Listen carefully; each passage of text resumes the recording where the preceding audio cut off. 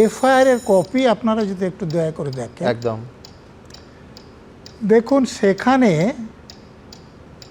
যে বলে একজনকে লেখা হচ্ছে, আগে পরে অনেকটা জায়গা আছে, তার মানে নামটা প্রথমে পুরো লেখা হয়েছিল, পরবর্তীকালে সেটা হোয়াইটনার দিয়ে হোক যে কোনোভাবে তুলে সেখানে যে লেখা হয়েছে।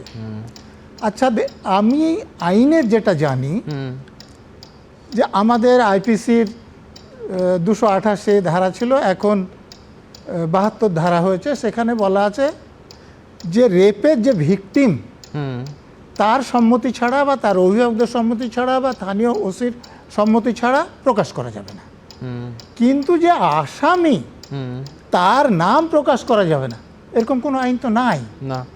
আমার প্রশ্ন হচ্ছে যে তাহলে এই যে এম পি এগুলো করা হলো কেন? মানে কেন আদ্যক্ষর, কি ভাবনা থেকে আদ্যক্ষর? না, এটা করা হয়েছে যে ওই জেরার সময় আসামিরা যাতে সুবিধা পায়।